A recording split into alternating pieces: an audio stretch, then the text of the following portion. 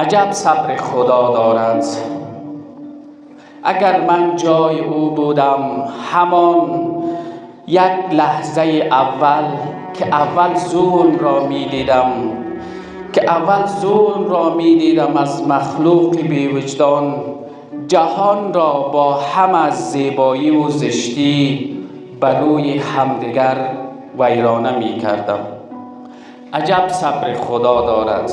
اگر من جای او بودم که در همسایه صدها گرسنه چند بزمی گرم عیش و نوش می دیدم، نخستین نعره مستانه را خاموش آندم بر لب پیمانه می کردم. عجب صبر خدا دارد.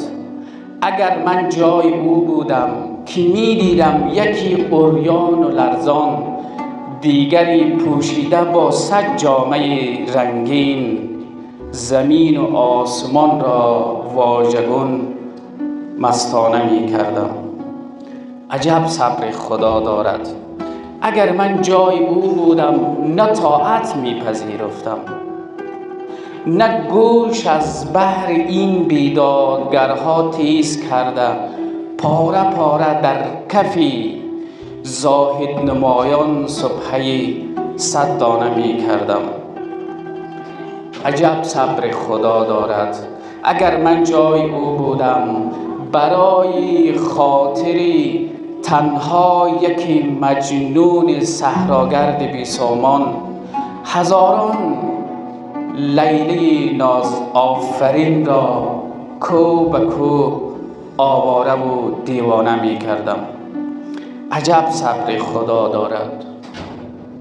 اگر من جای او بودم به گرد شمع سوزان دل عشاق سرگردان سراپای وجودی بی وفا معشوق را پروانه می کردم.